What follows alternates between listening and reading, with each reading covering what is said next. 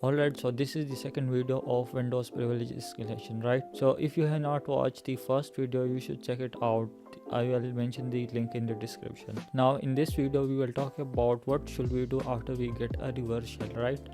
Right here, as you can see, the 80-20 rule of hacking. So what it means is 80% of the time is spent on enumeration and reconnaissance, and 20% time is spent on exploitation. So the reason most of the time is spent on enumeration and reconnaissance because we need to find out what user exists and what are the other groups and what software are installed and what services are running on the machine. Once we do comprehensive enumeration on the device and gather enough information, we then proceed to the exploitation phase, and we know exactly what to do. Like, based on that information that we gather, we then further decide what action should we take, right? So we will follow the 5 phase this framework right here, as you can see. Let me show you a more detailed one so that you can understand it more easily. So right here, as you can see, in first phase we will find out who we are and like who we are logged into, and we will then find out what we can do, like what privileges do we have, and we will also check out where we are, and in phase 2 we will check out what other user exist on that compromised device, and also what other groups are there, and we will also check the different groups member as well and their privileges as well, right? And in phase 3 we will check out about the system, like operating version and page level architecture, etc. And in phase 4 we will talk about network reconnaissance. We will find out information about the network interfaces as well as routing table, active connection and listening services. And in phase 5 we will talk about the installed application and running processes, services and potential vulnerabilities, right? So let's start from the very first phase. So the first command we need to run is whoami, so that we can know who exactly we are. Right here, as you can see, our username is thm unpriv, which means thm unprivileged, right? And after that we will type whoami/group. So this command will find out all of the group that this user is included. So let's find it out.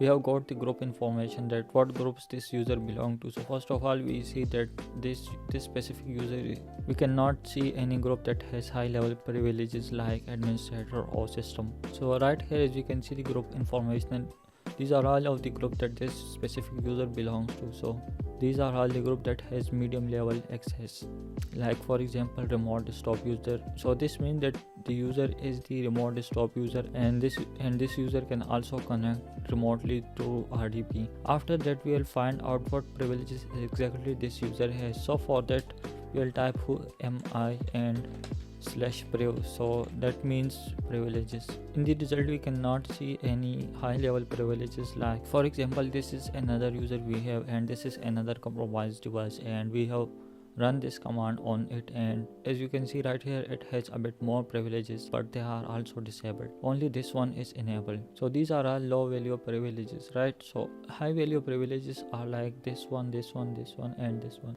We can do potato attack if we have this permission, and also if we have this permission we can do token manipulation, and if for example we have this or this, we can just read write any file. And if let's say we have this permission, we can then do process injection, and let's say if we have permission we can inject malicious codes or stuff in processes. Now after that we will figure out what other user exists on this compromised device. To find that out, first we will type PowerShell, and once the PowerShell is open we will then figure out all of the users. So let me just type PowerShell. You can actually open the PowerShell from CMD as well.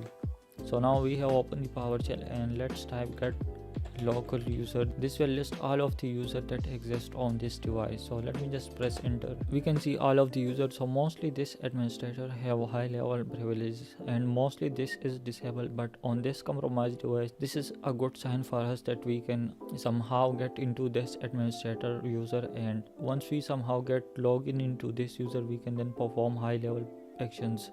and these are also a bunch of other user. This right here is our user that we are logged in into, as you can see. Now after figuring out what user exists on this device, let's figure out what other group exists on this device. So for that we will type get local groups, and as you can see these are all different groups. Some has high privileges, some has low privileges. These are all the different groups. Right here this is the administrator one, so if any of the user belong to this, that user will have a complete unrestricted access to the machine, right? And also we have the remote desktop user. They can get connected using RTP and bunch of other information as well. Now after figuring out about that, we will find out information about the operating system and its version. So to do so we will type systeminfo, and it will get us all of the information about the system. It's gathering information about the system and it will then display to us. So this is all of the information about system. We can see the operating system in this device is the Microsoft Windows Server 2019, and its version is this, right? We can actually try to find the exploit for this Windows Server by going to Kali or any Linux machine and using the search exploit and mentioning this operating system name and also the version. If there is, it will be a good chance to try that exploit and get system level access, right? Now we can do the network reconnaissance. We will find out all of the active network connection as well as listing services as well.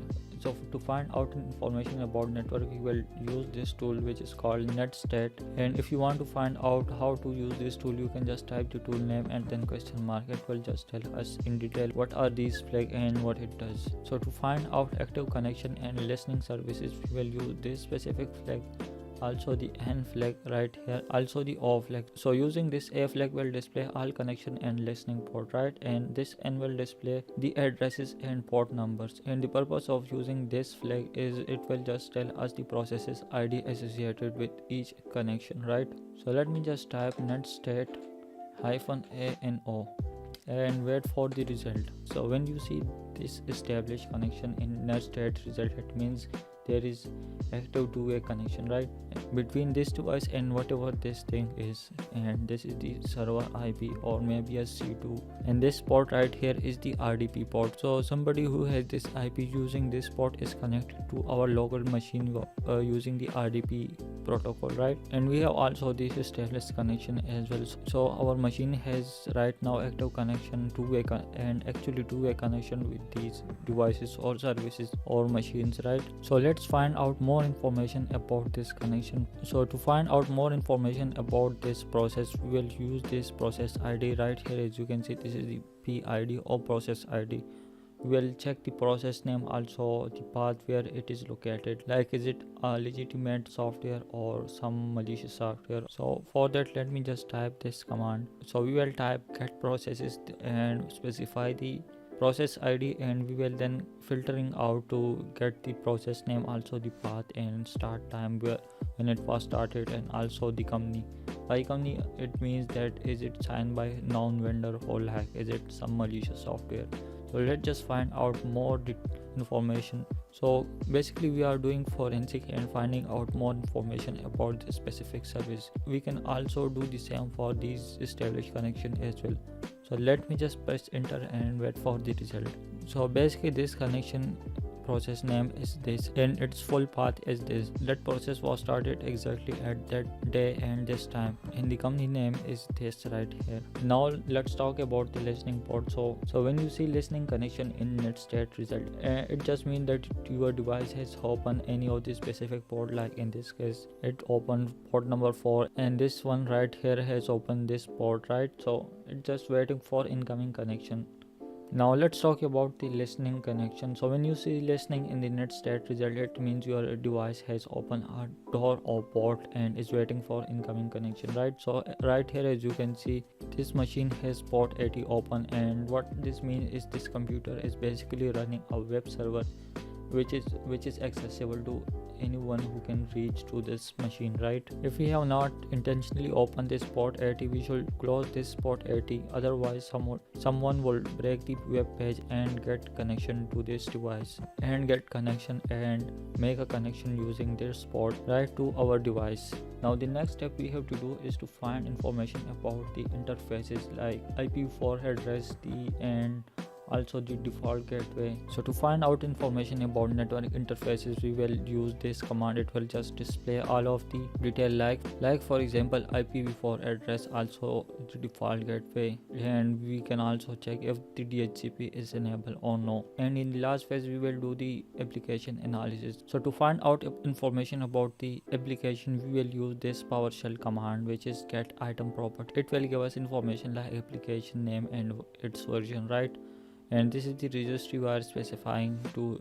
This thing right here has information about all of the software installed on the compromised machine. So once we run this command, we will look for all of the application, and we will be looking for application like, so let's say we found a password manager and its version. In this we will somehow try to get all of its credential, right? And we will also check if some software has old version, and we will then find exploit for that and try to get some information about that. And after that we will figure out what actual processes are running right now, and figuring out the running processes will just reveal what the user is actively doing and what is currently in the memory of the device. And then we will talk about the running services. We will use this specific command and will list all of the running services, and we will then check out what exact services are running as system or administrator, and what other services are set as auto start. Once we get enough information about these services, we can then hijack them and do a lot of stuff with that. And also we will check for unquoted service path. We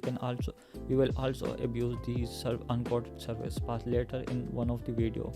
So I'm not going to discuss this in detail, but just to give you an overview, once we find out all of the information that we just talked about, we will then write in a specific format, and based on that information we will then decide what to do. Hope you like this video and understand all of the stuff I explained. See you in the next video.